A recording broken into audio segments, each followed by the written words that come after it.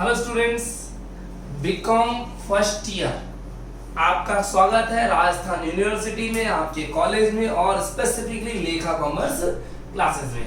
Result बनाएंगे हम लोग, उसके लिए मुझे चाहिए होगा आपका साथ। सर क्या चाहिए? बस क्लासेस कंटिन्यू लें और मिस ना करें, होमवर्क ज्यादा से ज्यादा करें जितना आप कर पाए, है ना। प्लीज फॉलो मी, है ना। आइए, आप बीकॉम फर्स्ट ईयर के स्टूडेंट्स, कितने सब्जेक्ट्स हैं हमारे पास, हम सारी बात करें। कितने सब्जेक्ट है हमारे पास? आपके पास टोटल सब्जेक्ट्स हिंदी इंग्लिश, बच्चों हिंदी और इंग्लिश की स्टडीज, और साथ में अगर आप रेगुलर स्टूडेंट हो एनवायरमेंटल स्टडीज और कंप्यूटर की स्टडीज। हम जनवरी बात सोचेंगे, अभी जनवरी से पहले यानी 2021 के अंदर हम केवल 2021 में इसकी बात करेंगे, 2020 में इसकी बात नहीं करनी, बाद में पढ़ेंगे, अभी पढ़ने की जरूरत नहीं, क्योंकि ये है कंपलसरी पेपर्स। बहुत कम मार्क्स नहीं आएंगे, आपके आराम से मार्क्स आ जाएंगे, टेंशन नॉट, वो बाद में बात करेंगे। हाँ, थोड़ा सीबीएसई वाले बच्चे हिंदी का ध्यान रखना है ना, वहां थोड़ी दिक्कत आती है। नीचे वाले 6 सब्जेक्ट्स की बात करते हैं, जिनकी बात मैंने स्टार्टिंग वाले डेमो वीडियो में भी करी हुई है। जो नीचे वाले 6 सब्जेक्ट्स हैं, उन 6 सब्जेक्ट्स में हमारे पास कोर सब्जेक्ट आते हैं फर्स्ट एबीएसटी के दोनों पेपर्स। एबीएसटी के अगर दोनों पेपर्स की बात करूं तो उसके अंदर पहला एबीएसटी बोले तो अकाउंटेंसी एंड बिजनेस स्टैटिस्टिक्स, पहला paper corporate and financial accounting, और दूसरा पेपर बिजनेस स्टैटिस्टिक्स। दो सब्जेक्ट है अलग अलग, बिजनेस स्टैटिस्टिक्स व्यावसायिक सांख्यिकी। दोनों की हमें बुक चाहिए होगी। बुक कहां से आएगी? देखिए, अगर हम दोनों सब्जेक्ट्स की बुक का बात करें, कॉर्पोरेट एंड फाइनेंशियल अकाउंटिंग और दूसरी व्यावसायिक सांख्यिकी बिजनेस स्टैटिस्टिक्स, दोनों सब्जेक्ट्स। स्टैटिस्टिक्स आसान सब्जेक्ट, कॉर्पोरेट थोड़ा सा स्ट्रॉन्ग सब्जेक्ट है। दोनों की हमें जो बुक्स चाहिए उनके बुक का जो पब्लिशर है उसका नाम है आरबीडी। आरबीडी पब्लिशर के नाम से आती है, राइटर्स के नाम की बोलने की टेंशन नहीं है, फेमस बुक है, आराम से आपको ऑनलाइन ऑफलाइन मार्केट में हर दुकान पे मिलेगी। ठीक है सर, बुक नई लेनी है पुरानी? स्टूडेंट्स, मेरी गाइडलाइन है बुक नई लें, क्योंकि नई हर साल बुक में हल्का हल्का सा अपडेशन आ जाता है। तो मैं कहना चाहूंगा बुक हमेशा कैसे ले, नई ले, पुरानी भी ले लेता, मुझे कोई इशू नहीं है। बच्चों फिर भी कहूंगा स्टैट्स में तो फिर भी पुरानी बुक चल जाएगी, कॉर्पोरेट में नई बुक ही लीजिएगा। सर रिमेनिंग 4 सब्जेक्ट्स का क्या करना है? बच्चों आपके सामने ऑप्शंस होते हैं 4 सब्जेक्ट्स के। You can read from refresher books, आप रिफ्रेशर बुक्स से पढ़ सकते हैं, यानी इनकी भी जैसे ये बुक खरीद रहे हैं आरबीडी, वैसे इनकी बुक्स खरीद लें। इन बुक्स की डिटेल मैं आपको व्हाट्सएप पर दे दूंगा, आप मेरे से डिमांड करिएगा, आराम से सारे सब्जेक्ट्स की डिटेल ही आपको दे देंगे, है ना। आप इनकी 1 वीक सीरीज भी खरीद सकते हैं। आप इनके गेस्ट पेपर जो हम फ्री ऑफ कॉस्ट देते हैं हर साल, आपको भी दे देंगे। आप मेरे से गेस्ट पेपर डिमांड कर लीजिएगा व्हाट्सएप पर 77774950 मेरे व्हाट्सएप नंबर पर, मेरे नंबर पे बात कर लीजिएगा। इनकी गेस्ट पेपर एंड उनके सॉल्यूशन दे देते हैं, तो वहां से भी आप पढ़ सकते हैं। बट मेरी गाइडलाइन है इन सब्जेक्ट्स को, जो बाकी के 4 सब्जेक्ट हैं हमारे, business law, economics and entrepreneurship and Indian banking systems, उनकी स्टडीज अभी ना करें, दिवाली बात करें, है ना। या करना चाहे तो कर सकते हैं, मना ही नहीं है, बट पढ़ने के लिए हमारे पास बहुत सारे तरीके। सर आप क्या सजेस्ट करते हो, कहां से पढ़ना चाहिए? बच्चों सबसे अच्छी तो हमेशा रिफ्रेशर बुक्स होती है, लेकिन ज्यादातर बच्चे ग्रेस पेपर और उसके सॉल्यूशन पे जाते हैं। ये मेरी गाइड, मैंने देखा है, और कुछ बच्चे 1 वीक सीरीज पर भी चले जाते हैं। जैसे आपको सही लगे वैसे करें। हम इन थ्योरी में आपकी को गेस्ट पेपर देंगे और इनकी गाइडेंस क्लास भी दे देंगे, सपोर्ट कर देंगे, टेंशन नॉट, है ना। अभी आप अपना पूरा फोकस कहां करें? कॉर्पोरेट एंड फाइनेंशियल अकाउंटिंग और बिजनेस स्टैटिस्टिक्स, क्योंकि ये दोनों सब्जेक्ट्स एंड टाइम पर कवर नहीं हो सकते, आपको पहले से पढ़ना पड़ेगा। चलिए सर, तो अभी मैं क्या कहना चाहता हूं, हम कौन सा सब्जेक्ट स्टार्ट करेंगे? हम पहले मूव करेंगे बिजनेस स्टैटिस्टिक्स पर। इजी है, स्कोरिंग है, मोस्ट इंपॉर्टेंट है, मजा आएगा। आइए बात करते हैं बिजनेस स्टैटिस्टिक्स की। बिजनेस स्टैटिस्टिक्स क्या है? बिजनेस स्टैटिस्टिक्स, जो स्टूडेंट्स वीडियो देख रहे हैं मेरे से व्हाट्सएप पर सबसे पहले तो बिजनेस स्टैटिस्टिक्स का सिलेबस डिमांड कर लें। सब आप मेरे से व्हाट्सएप पर मांग लीजिए, लिख दीजिएगा बिजनेस स्टैटिस्टिक्स का सिलेबस भेज दीजिए। जो बच्चे इस वीडियो को देख रहे हैं, मैं आपको मेरे व्हाट्सएप नंबर पर डिमांड करिएगा 77774950 पे, लिख दीजिएगा स्टैटिस्टिक्स का सिलेबस सेंड कर दें। वो सिलेबस कैसा सिलेबस सुनिएगा। राजस्थान यूनिवर्सिटी में एग्जाम कैसे होते हैं, किस पैटर्न पे होता है, पहले ये तो बात कर लें। देखिए आप नए आपको सारी बातें बतानी पड़ेंगी, मैं टॉपिक पर इतना जल्दी नहीं जा सकता। राजस्थान यूनिवर्सिटी में एग्जाम कैसे होते हैं? 3 आवर्स का पेपर होगा, वही 3 घंटे। आपके पास आपका जो पूरा सिलेबस है वो 5 यूनिट्स में टूटा होता है, 5 यूनिट्स में ब्रेक होता है। एग्जाम में हर यूनिट से 2 क्वेश्चन आएंगे, first unit, second unit, third unit, fourth unit और फिफ्थ यूनिट। हर यूनिट से 2 क्वेश्चन आएंगे, क्वेश्चन नंबर 1 2 3 4 5 6 7 8 एंड 9 10। एग्जाम में 5 यूनिट, हर यूनिट से 2 क्वेश्चन आएंगे, 1 2 3 4 5 6 7 8 9 10। आपको इन दो में से कोई एक करना है, इन दो में से कोई एक करना है, इन दो में से कोई एक अटेम्प्ट करना है, इन दो में से कोई एक अटेम्प्ट करना है और इन दो में से कोई एक अटेम्प्ट करना है। Means the total syllabus contains 5 units, each unit contains 2 questions, you have to attempt any one out of them 2। शुरू के 2 में से कोई एक अटेम्प्ट करना है, फिर 2 में से कोई एक, फिर 2 में से कोई एक, यानी हर यूनिट में एक क्वेश्चन अटेम्प्ट करना जरूरी है। तो कितने क्वेश्चन आपको एग्जाम में करने हैं बच्चों? टोटल 5 क्वेश्चंस, और ईच क्वेश्चन कितने मार्क्स का होगा एग्जाम में?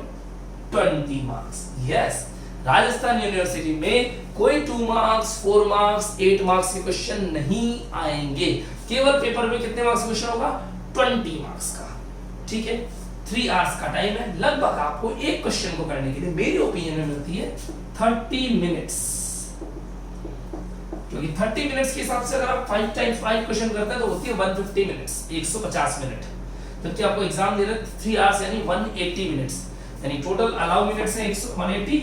मेरे हिसाब से 30 मिनट्स में एक क्वेश्चन कर देना चाहिए, क्योंकि मैं एक्स्ट्रा रखता हूँ 30 मिनट्स, क्योंकि तो आप टाइम मैनेजमेंट बिगाड़ेंगे। तो अब लगभग 30 से 35 मिनट में आपका एक क्वेश्चन खत्म हो जाना चाहिए। सर ये पैटर्न कौन से सब्जेक्ट का है? सारे सब्जेक्ट का है, 6 के 6 सब्जेक्ट्स में ऐसा ही पैटर्न चलेगा, है ना। आपका पूरा सिलेबस 5 यूनिट में टूटा होगा, हर यूनिट से एग्जाम में 2 क्वेश्चन आएंगे, 2 में से कोई एक अटेम्प्ट करना है, टोटल 5 क्वेश्चन अटेम्प्ट करने हैं, 20 मार्क्स का एक क्वेश्चन, 20 into 5 कितने मार्क्स का पेपर हो गया? 100 मार्क्स का आपका पूरा पेपर होगा। पिक्चर क्लियर है? चलिए, अगर मैं सिलेबस उठाऊं स्टैटिस्टिक्स की बुक का, तो स्टूडेंट्स मैं डिमांड करूंगा सबसे पहले तो आपके पास बुक होनी चाहिए। बुक नहीं है कोई बात नहीं, बुक की एक इमेज मैं आपको यहीं पर जो जहां ये वीडियो आ रहा है, मेरी एप्लीकेशन में अगर आप ये वीडियो देख रहे हैं तो मैं यहीं पर आपको एक बुक के पूरे सिलेबस की एक फोटो खींच करके नीचे ही मैं आपको प्रोवाइड कर रहा हूँ। लेकिन अगर आप YouTube पे ये वीडियो देख रहे हैं तो मेरे से डिमांड कर लीजिए, मैं बुक का इंडेक्स आपको पूरा बता दूंगा। उस इंडेक्स में जो पूरा इंडेक्स है, उस इंडेक्स में कौन सा चैप्टर कौन सी यूनिट में है और हमको किस चैप्टर से कितनी स्टडी करनी है, उसके लिए मैंने एक पेपर बना रखा है सिलेबस वाला। इस सिलेबस वाले के अंदर मैंने पूरा बता रखा है यूनिट सिस्टम पूरा का पूरा। लेकिन हम जब भी बुक स्टार्ट करते हैं तो मैंने यहाँ पर मेरे पास बुक खोली, बुक का इंडेक्स मेरे सामने खुलता है, तो सबसे पहले अभी जब तक सिलेबस नहीं रखेंगे आपको मजा ही नहीं आएगा पढ़ने में। आपको पता तो होना चाहिए पूरा एरिया कितना है। अगर हम कभी भी टूर पे जाते हैं और खुद ड्राइव कर रहे हैं तो हमें पता होता है किस पाथ से जाना है और किस पाथ से आना है, पूरा हिसाब किताब पता होता है। तो ये ट्यूर ही तो है, पूरी की पूरी बुक जो है एक ट्यूर है। इस ट्यूर में हमको कहाँ से जाना है, कहाँ से आना है, पूरा पाथ पता होना चाहिए। वो बताएगी ये पूरा सिलेबस वाली इमेज, जिसमें ये बताएंगे कितने चैप्टर हैं, कौन से चैप्टर कौन सी यूनिट में है, किससे क्वेश्चन कितने परसेंटेज चांस होते हैं आने के।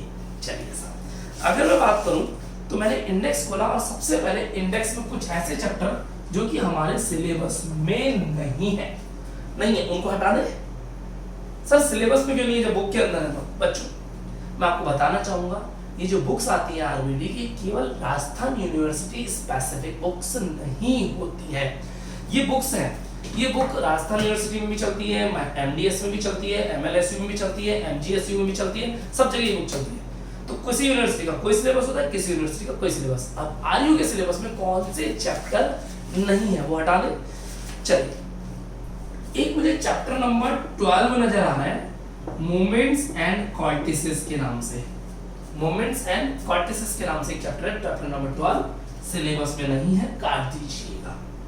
ठीक है, थोड़ा नीचे चलते हैं तो मुझे एक चैप्टर दिख रहा है डायग्रामेटिक रिप्रेजेंटेशन। चैप्टर नंबर नहीं बताना चाहता क्योंकि किसी की बुक में चैप्टर नंबर 16 है, किसी के में चैप्टर नंबर 17।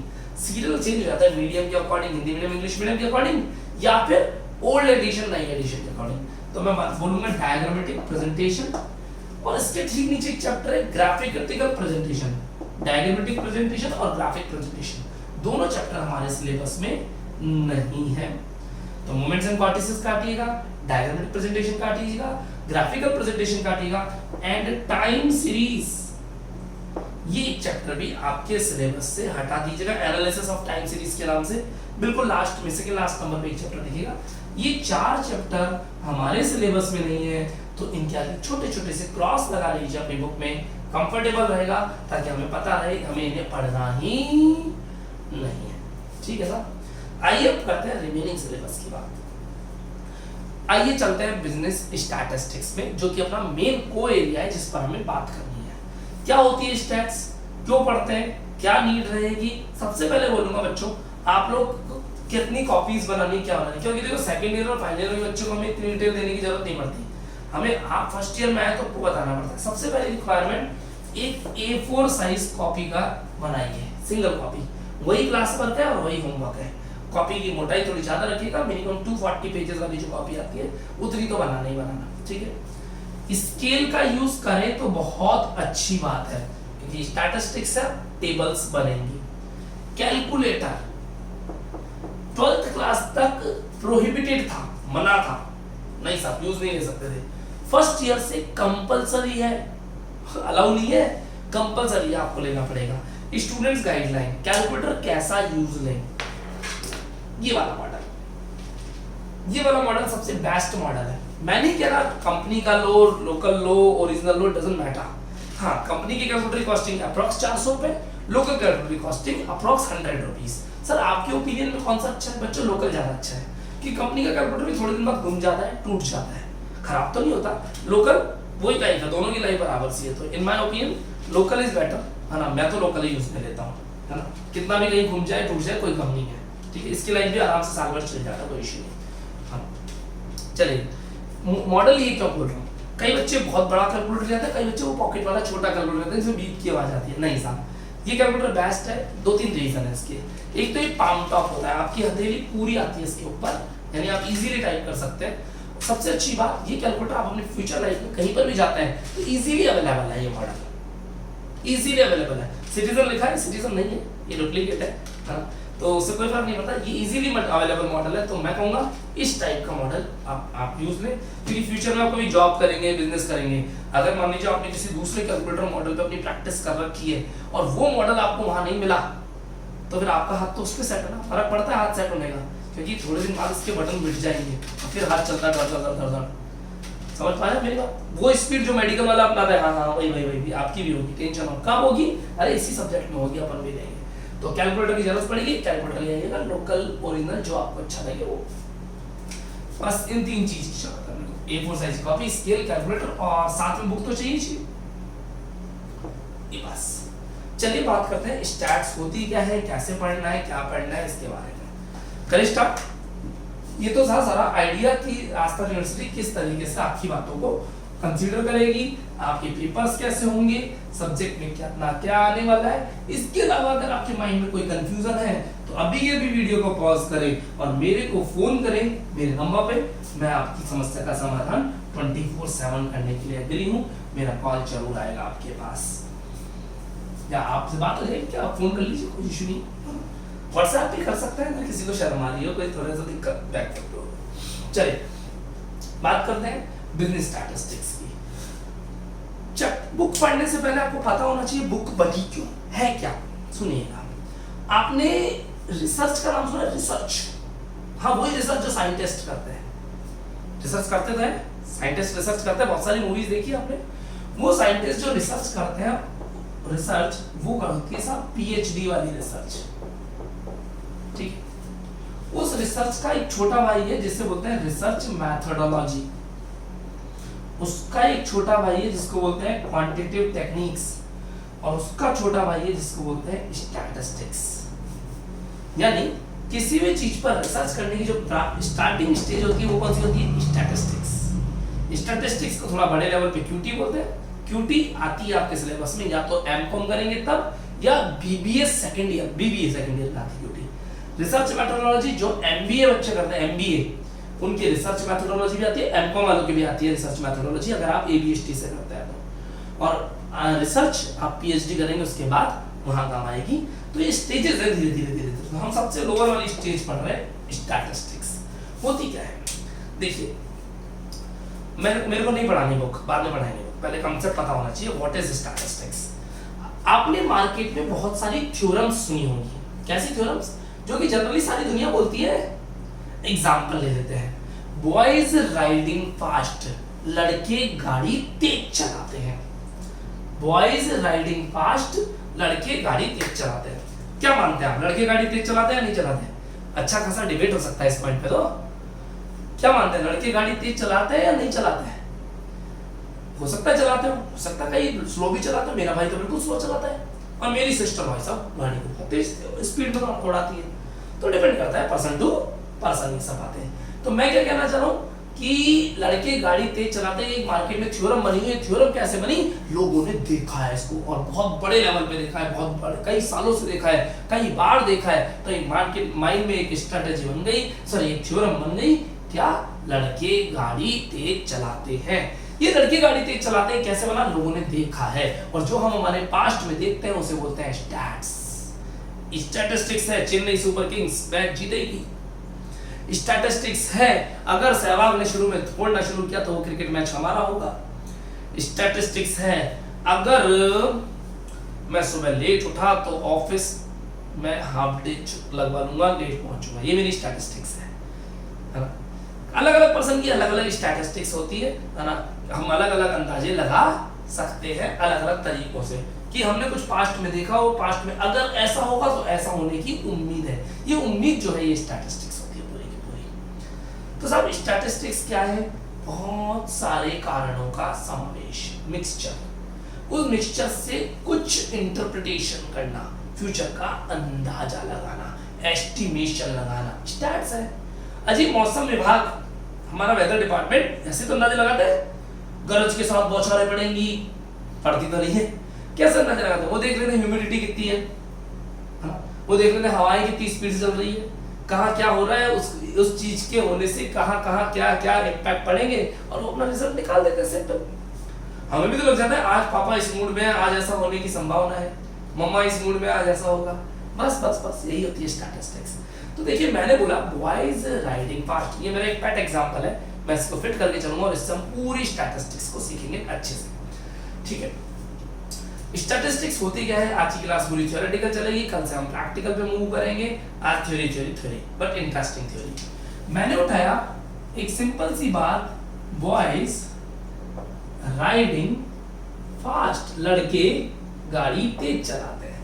ये एक जनरल थ्योरम है मार्केट के अंदर। मैंने बोला लड़के गाड़ी तेज चलाते हैं, ये भाई साहब बोलते हैं कि लड़के गाड़ी तेज नहीं चलाते सर, लड़कियां गाड़ी तेज चलाती है। आज सुबह जब मैं ऑफिस आ रहा था एक लड़की पीछे से आई और एक्टिवा से मेरे को कट मार के निकल गई। इनके साथ चोट हो चुकी है, इनके साथ चोट हो चुकी है। तो ये तो कह रहा है कि साहब लड़के गाड़ी तेज नहीं चलाते, आजकल तो लड़कियां गाड़ी तेज चलाती है। मेरी इनसे एक डिबेट हो गई, बहस हो गई। तो मैंने कहा चलो ठीक है हम रिसर्च कर लेते हैं, क्योंकि जो हमने देखा है हम तो अपने पास्ट के हिसाब से तो बताएंगे कि लड़के गाड़ी तेज चलाते हैं। मैंने कहा एक रिसर्च कर लेते हैं। इन्होंने कहा आप रिसर्च करो। ठीक है, अब मैंने क्या किया ये सुनना। मैंने रिसर्च करना शुरू किया। मैंने क्या करा, अपने अंडर में ABCD इन 4 जनों को, 4 पर्सन है, इन 4 जनों को अपॉइंट किया रिसर्च करने के लिए। मैंने कहा अपन रिसर्च करेंगे। तो रिसर्च कैसे करें कि कौन गाड़ी तेज चलाता है, इसके लिए आप बताएं कि हम कहाँ जाएं, कहाँ से डेटा कलेक्शन करें। जी हाँ, रिसर्च करने की पहली स्टेप होती है कलेक्शन ऑफ डेटा। मैं स्टैटिस्टिक्स का बेसिक पढ़ा रहा हूँ आपको, फिर उसके बाद हम प्रैक्टिकल पे लेके चलेंगे। कलेक्शन ऑफ डेटा, आंकड़ों को एकत्रित करना, हिंदी में बोलते हैं आंकड़ों का एकत्रीकरण। आंकड़ों का एकत्रीकरण, अगर हिंदी में स्टूडेंट है तो आप लिख लीजिए आंकड़ों का एकत्रीकरण, कलेक्शन ऑफ डेटा। सर कहाँ से पढ़ा रहे हो बुक में? Please don't open the book right now, हम बाद में बुक ओपन करेंगे। अभी कलेक्शन ऑफ डेटा। मैं जानना चाहता हूँ लड़के गाड़ी तेज चलाते हैं या लड़कियां, कहाँ से डेटा कलेक्ट करूं? मैं आइडिया आपसे लेना चाहूंगा। बताइए ऐसी कौन सी जगह है जहां से मैं डेटा कलेक्ट कर सकता हूँ? हाँ, डेटा 2 प्रकार के होते हैं, प्राइमरी और सेकेंडरी। खुद कलेक्ट करें तो प्राइमरी, किसी और का यूज ले लें ऑलरेडी कलेक्ट तो सेकेंडरी। जानते हैं आपकी बात, दिमाग लगाइए। लड़के गाड़ी तेज चलाते हैं, कैसे कलेक्ट करें डेटा? एक आइडिया आया, अपन ट्रैफिक कंट्रोल डिपार्टमेंट से कनेक्ट कर लेते हैं।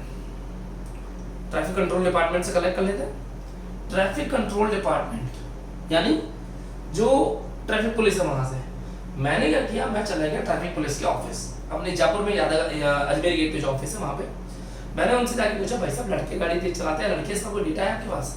तो उन्होंने कहा हाँ साहब, हमारे पास चालान कटे हुए हैं, स्पीड के चालान कटते हैं, हाँ जो गाड़ी तेज चलाता हम आपको चालान वाला डेटा निकाल के दे देते हैं। उन्होंने मुझे जो डेटा दिया उसके अंदर सारे नाम लड़कों के थे, लड़कियों के नाम ही नहीं एक भी। क्यों बता पाएंगे? अरे पुलिस वाला लड़कियों के चालान ही नहीं काटता। बोले जाओ देवी माता, क्योंकि जानता है अगर मैंने इसको रोका तो ये या तो किसी को अप्रोच वाले को फोन करेगी तो मेरी बत्ती बुझा देगा, या रोने लग जाएगी तो पब्लिक वैसे मेरी बत्ती बुझा देगी। तो पुलिस वाले बोलते जी इन देवी जी को जाने देते हैं, बोले इनके तो रोकना ही नहीं, इनको जाने दो। तो क्या वो जो कलेक्ट किया हुआ डेटा है ट्रैफिक पुलिस डिपार्टमेंट का, वो मेरे लिए काम का है या बेकार? बेकार हो गया। क्यों? क्योंकि पुलिस वाले लड़कियों के चालान नहीं काटते, जनरली काटते हैं बहुत कम, तो वो डेटा हमारे लिए बेकार हो गया। मैंने ट्रैफिक पुलिस डिपार्टमेंट का डेटा बेकार हटा दिया। मैं चला गया दैनिक भास्कर या राजस्थान पत्रिका के ऑफिस। ये लोग भी क्या थोड़े थोड़े टाइम में रिसर्च करते हैं, तो इनके पास जो डेटा था मैंने इनसे मांग लिया, पर इनके पास जो डेटा था वो था एक्सीडेंट्स का डेटा, एक्सीडेंट का डेटा कि किसके कितने एक्सीडेंट हुए। तो एक्सीडेंट का डेटा भी था, तो वो एक्सीडेंट का डेटा भी इनके पास बहुत पुराना था, 2006 का था, 2006 का। मैं 2020 में हूँ, 2006 वाला 2020 में मेरे का काम आएगा। उस टाइम की सड़कें, उस टाइम की व्हीकल्स, उस टाइम की मॉडर्ननेस, लड़कियां गाड़ी इतनी चलाती नहीं थी, रोड इतनी अच्छी थी नहीं, ट्रैफिक इतना ज्यादा था ही नहीं, व्हीकल्स इतने ज्यादा थे नहीं, एक्टिवा लोगों के हाथ में थी नहीं जिसका कान घुमाओ और स्पीड पकड़ लेती है। तो वो वाला डेटा हमारे काम का नहीं है, ज्यादा अच्छा नहीं है। मैंने कहा एक काम करते हैं, रोड पे अपना स्पीडोमीटर लगा देते हैं। मैं क्या पढ़ा रहा हूँ, कलेक्शन कैसे करें, तो मेरे को ट्रैफिक कंट्रोल वाला डिपार्टमेंट समझ में नहीं आया, मेरे को भास्कर वाला भी समझ में नहीं आया। मैंने कहा रोड पे अपना स्पीडोमीटर लगा देते हैं कि एक वायर लगा दी रोड पे, जैसे कोई गाड़ी निकलेगी मेरे पास भी मीटर है, उसके अंदर स्पीड आ जाएगी। गाड़ियां निकल रही है, स्पीड आ रही है, लेकिन ये समझ में नहीं आया सामने वाला लड़का था या लड़की, कैसे पहचाने? लड़के बड़े बाल रखने लग गए, लड़कियां छोटे बाल रखने लगी। लड़कियों ने कब, अगर हम ड्रेस से पहचानना चाहे तो नहीं पहचान सकते, हेयर से पहचानना चाहे तो नहीं पहचान सकते, व्हीकल से पहचानना चाहे तो नहीं पहचान सकते। मिक्सचर हो गया मेरा तो काम। तो मैंने ये भी प्रोजेक्ट खराब। मैं चला गया इंटरसेप्टर खरीदी उसके बगल में कि ये तो गाड़ी की स्पीड, सामने वाले की स्पीड बताएगी मेरे को कि देख कौन चला रहा है। पर वो इंटरसेप्टर वाले भी कैमरा जैसे सामने लड़की दिखे घुमा देता है कि नहीं इसको देखना ही नहीं है, तो वो डेटा भी खराब हो गया। करे क्या सब, कहाँ से लाए डेटा, कैसे कलेक्ट करें? मैंने एक आइडिया लगाया, मतलब एक काम करते हैं, ये जो चारों है ना ABCD, इनको चारों को जयपुर के 4 हॉट स्पॉट्स पे भेजते हैं। हॉट स्पॉट्स गर्म स्थल, जहाँ पे कपल्स पाए जाते हैं, गर्ल्स बॉयज कहाँ पाए जाते हैं, युवक युवतियां पाए जाते हैं, है ना? समझ पा रहे हैं मेरी बात को? हाँ हाँ, अपन WTP भेज देते हैं, WTP GT हो जाएगा एक एरिया का। दूसरा भेज देते हैं इनको सेंट्रल पार्क या स्मृति वन या JC जवाहर सर्किल या किसी मॉल वगैरह एरिया में भेजते हैं, जहाँ पे या कॉलेजेस के बाहर भेज देते हैं, कहीं पे भी इनको भेज दिया। चारों को 4 अलग अलग लोकेशन दे दी, चारों को 30 फॉर्म्स दिए मैंने, 30 ईच, 30 फॉर्म्स दिए चारों को, यानी 30 120 फॉर्म्स दिए। फॉर्म्स में क्या क्या पूछा मैंने कि सामने वाले का नेम पूछ लेना, एज पूछ लेना, मोबाइल नंबर पूछने का कोई मतलब नहीं, सामने वाला बताएगा नहीं, बताएगा तो गलत बताएगा, मेरे को भी क्या मतलब, मैंने भी नहीं पूछी। सेक्स पूछ लेना, मेल है या फीमेल, क्लियर हो जाए सब, ठीक है। और मैंने कहा उसकी स्पीड पूछ लेना। अब जब स्पीड पूछ रहे हैं तो मेरे को बताना पड़ेगा 2 व्हीलर की या 4 व्हीलर की, तो मैंने कहा 2 व्हीलर की पूछना, एक्टिवा की पूछ लेना, ठीक है। रोड बतानी पड़ेगी, मैंने कहा GNL रोड बोल देना। टाइम, हाँ रोड के हिसाब से फर्क पड़ता है स्पीड का। टाइम बताना पड़ेगा कि ट्रैफिक बता के अकॉर्डिंग उनका 2 PM, दिन में 2 बजे जब ट्रैफिक बिल्कुल कम होता है, सुबह शाम ट्रैफिक ज्यादा होता है, दिन में 2 बजे GNL रोड पे एक्टिवा से आपकी स्पीड क्या रहती है, ये सामने वाले से पूछना है। और ये पूछ करके आप इन 30 फॉर्म्स को फिलअप करा ले, कुछ गर्ल्स एंड बॉयज से इनको, है ना, और उनसे भरवा करके इन फॉर्म्स को ले आइएगा। इन 4 जनों को मैंने ये डेटा दे दिया। ये चारों अपने अपने डेटा पे गए और वहां जाके डेटा का कलेक्शन, अपने अपने प्लेसेस पर गए और वहां जाके डेटा का कलेक्शन कर रहा है, फॉर्म भर के लेकर के आ गए हैं। अब हुआ क्या, ये सुनिएगा। जब ये कलेक्शन हो गया डेटा का, तो सेकेंड स्टेज आई क्लासिफिकेशन, वर्गीकरण। इस डेटा का क्लासिफिकेशन होगा, यानी एडिटिंग स्टेज है। हम इस यहाँ पे एडिट करेंगे, एडिटिंग स्टेज है। सर कैसी एडिटिंग? बच्चों जब इनके फॉर्म्स आ गए तो इनके फॉर्म्स आने के बाद में इन 120 फॉर्म 30 4 दिन हो गए, इन 120 फॉर्म से ये डिसाइड नहीं कर सकता कि ये कौन गाड़ी तेज चलाता है, बॉयज या गर्ल्स। तो मैंने क्या किया, सबसे पहले इनके फॉर्म्स को टटोलना शुरू किया। इनके जब फॉर्म्स देख रहा था तो फॉर्म में कुछ गड़बड़ मिली। कैसी गड़बड़? एक फॉर्म पे नाम लिखा था सोनू, नाम लिखा था सोनू, और सोनू नाम लिखा था और नीचे सेक्स लिखा है, नहीं मेल है या फीमेल। अब भाई मैं इस फॉर्म को कहाँ रखूं, मेल वाले में या फीमेल वाले में? क्योंकि सोनू नाम तो बॉय का भी होता है और गर्ल का भी होता है। मैंने पूछा ये फॉर्म किसने भरवाया है? मिस्टर ये बोले मैंने भरवाया। मन का पता है सोनू मेल था या फीमेल? सर को ध्यान नहीं है। मन का एड्रेस फोन नंबर अपन ने पूछा नहीं है तो अपने को मालूम ही नहीं पड़ सकता ये सोनू कहाँ रखे। तो सोनू का फॉर्म बेकार हो गया, वेस्ट हो गया। मैंने उठा के साइड रख दिया सोनू का फॉर्म। ठीक है, एक फॉर्म मिला जिसके अंदर एज लिखी थी 83 इयर्स। मतलब 83 इयर्स का कौन लड़का आ गया? 83 इयर्स का कौन लड़का आ गया? तो मिस्टर सी बोले कि सर मैं स्मृति वन में था तो वहां पर एक अंकल जी वॉक कर रहे थे, एजेड अंकल जी थे, मैं गर्ल्स बॉयज से फॉर्म भरवा रहा था। वो आए, बेटा क्या कर रहे हो? मैंने कहा अंकल जी ऐसे ऐसे काम है। बोले मैं भी जवान हूँ, 83 इयर्स अंकल बोलते मैं भी जवान हूँ, मैं भी उनका फॉर्म जबरदस्ती फॉर्म भर गए। मैंने कहा सॉरी ये फॉर्म मेरे काम का नहीं है। उनकी 83 इयर्स वाले जो अंकल जी थे उनका फॉर्म भी उठा करके मैंने साइड निकाल दिया। ठीक है, एक फॉर्म था जिसके अंदर स्पीड लिखी थी 365 की स्पीड किलोमीटर पर आवर। मैंने कहा भाई ये कौन एयरक्राफ्ट चला रहा है रोड पे? मैंने पूछा तो डी बोला सर ये फॉर्म तो मैंने भरवाया लेकिन मुझे भी ध्यान नहीं सामने वाला क्या लिखना चाहता था, वो 365 लिख दिया, मैंने ध्यान नहीं दिया, गलती हो गई मेरे से, ये फॉर्म भी बेकार हो गया मेरे लिए। तो मैंने इन 120 फॉर्म में से 3 फॉर्म ऐसे निकाल दी जो हमारे काम के नहीं है, डस्टबिन में डाल दिया, तीनों को डाल दिया, बच गए 117 फॉर्म्स। इनको मेल फीमेल के अकॉर्डिंग छांट सकता है, इनको एज वाइज भी क्लासिफाई किया सकता है। कैसे? 15 से 20 साल वाली एज वाले को अलग कर लिया, 21 से 25 वालों को अलग कर लिया और 26 से 30 साल की एज वालों को अलग कर लिया। इससे ऊपर के और इससे कम के हमने फॉर्म नहीं भरवाए थे। ठीक है, तो एज वाइज भी क्लासिफाई कर सकता है। इस तरह से बांट लेने को बोलते हैं बच्चों क्लासिफिकेशन, वर्गीकरण कर लेना। ठीक है, तीसरी स्टेज आती है प्रेजेंटेशन, प्रस्तुतिकरण। प्रेजेंटेशन, प्रस्तुतिकरण। इसमें क्या होता है बच्चों, जब वो मेरे साथ 117 फॉर्म रखे हुए हैं तो 117 फॉर्म से क्या मैं देख करके अंदाजा लगा सकता हूं क्या कि किसकी स्पीड तेज है और किसकी स्लो? नहीं। फिर क्या करना पड़ेगा? मुझे इन फॉर्म्स को टेबुलर फॉर्म में लिखना पड़ेगा। कैसे टेबुलर फॉर्म में? मैं एग्जांपल लेता हूं। टेबल और ग्राफ बच्चों हमारे माइंड में बहुत जल्दी इंपैक्ट डालते हैं, बहुत जल्दी याद हो जाते हैं। एक एग्जांपल ले लेता हूं। क्रिकेट मैच आप लोगों ने देखा होगा, 50 ओवर का एक मैच होता है वनडे वाला, 50 ओवर। वो 50 ओवर में किस टीम ने किस ओवर में कितने रन बनाए और कहां विकेट गिरा, किस टीम ने कितने ओवर में कितने रन बनाए और कहां विकेट गिरा, इसकी पूरी ग्राफ टेबल बनती है।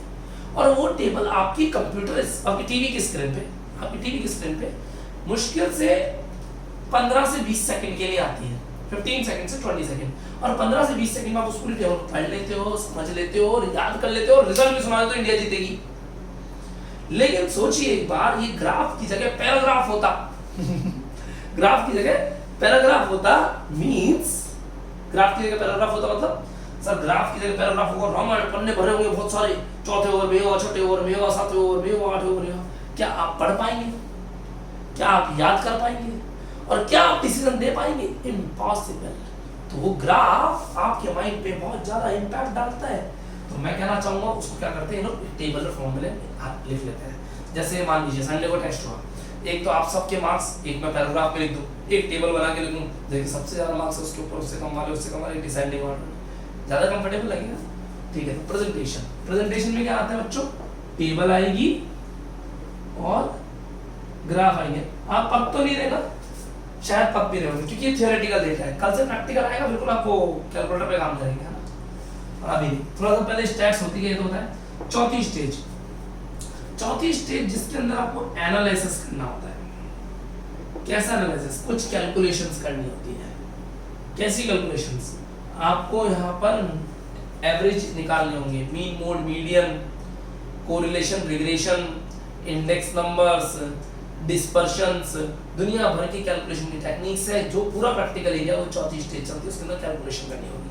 और कैलकुलेशन करने के बाद आप बताएंगे कि किसकी स्पीड तेज रहती है और किसकी स्लो। उस फिफ्थ एंड आखिरी स्टेज को बोलते हैं इंटरप्रिटेशन। इंटरप्रिटेशन, और इंटरप्रिटेशन वाली स्टेज को हम निर्वचन बोलते हैं। इसमें लास्ट रिजल्ट आ जाता है, हु इज राइडिंग फास्ट, कौन गाड़ी तेज चलाता है, लड़के या लड़कियां। लास्ट इंटरप्रिटेशन में हमारा रिजल्ट आ जाएगा, हमारा फाइनल डिसीजन आ जाएगा। तो मैं क्या कहना चाहता हूँ, किसी भी स्टैटिस्टिक्स के रिसर्च की ये 5 स्टेज होंगी ही होंगी। और 5 स्टेज में आप इसी स्टेप्स को चलेंगे, पहले कलेक्शन करेंगे, फिर क्लासिफिकेशन, फिर प्रेजेंटेशन, फिर एनालिसिस, फिर इंटरप्रिटेशन, और इन 5 स्टेज से आपका रिजल्ट आ जाएगा। स्टूडेंट्स, मेरा कहना है इन 5 स्टेप्स को लिख लीजिए। इस वीडियो को यहीं पॉज करके आप एक बार लिख लीजिएगा ताकि आपको अंदाजा लग जाए। मैं बोलना चाहूंगा स्टैटिस्टिक्स प्रैक्टिकल है, पूरा प्रैक्टिकल। वो प्रैक्टिकल एरिया हम पढ़ेंगे थोड़ा रुक करके। ये पूरा एरिया था, ये कुछ बेसिक्स था, थ्योरी वाला एरिया था। हम डायरेक्टली प्रैक्टिकल पे मूव करेंगे, जिसके अंदर मीन, मोड, मीडियन आएंगे, कोरिलेशन आएगा, रिग्रेशन आएगा, एनालिसिस आएंगे, इंटरप्रिटेशन आएंगे। वो सारी की सारी कहानी आपके सामने आएगी। लेकिन उसके लिए सबसे पहले आपके पास बुक होना जरूरी है। बुक नहीं है तो आपको सिलेबस वाला जो आप मेरे से प्रिंट आउट मांग रहे हैं वो मेरे से डिमांड कर लेना, लिखना पड़ेगा आपको मेरे व्हाट्सएप पर, सर स्टैटिस्टिक्स का सिलेबस दे दीजिए। मैं आपको सिलेबस दे दूंगा पूरा का पूरा, और सिलेबस से आप आसानी से समझ जाएंगे कौन सा चैप्टर कहाँ आने वाला है। ऐसे एक और प्रिंट आउट देते हैं आपको गैस पेपर्स का, कि कौन सा एक पेपर, कौन से सब्जेक्ट में, कौन से चैप्टर में कौन से क्वेश्चंस इंपॉर्टेंट है। उनको करने से पूरा चैप्टर कवर हो जाता है। वो हम दिवाली के आसपास देते हैं। आप मेरे व्हाट्सएप से कनेक्ट रहें, आपको मैं जरूर जरूर जरूर दूंगा। उम्मीद करता हूँ आपने 5 स्टेप्स लिख ली होंगी। हिंदी मीडियम बच्चे भी इंग्लिश में लिख लें, कोई इशू वाली बात नहीं। हिंदी में आपको आराम से बाद में लिखना है। एक बार बुक्स तो आ जाए आपके पास। जिन बच्चों की बुक्स नहीं है, मैं बोलना चाहूंगा बुक्स आप मार्केट से खरीद सकते हैं। अगर मार्केट से नहीं खरीदना चाहते, आप जयपुर के बाहर से बिलोंग करते हैं, तो आप मुझे केवल और केवल मुझे व्हाट्सएप करिएगा, वही सेम नंबर पे। मैं आपको ऑनलाइन बुक डिलीवरी वालों के नंबर दे दूंगा, वो लोग आपके घर पे ऑल ओवर इंडिया आराम से बुक्स पहुंचाते हैं। कोई इशू वाली बात नहीं है। आप उनसे बात कर लीजिए, आपके घर में बुक्स पहुंचा देंगे।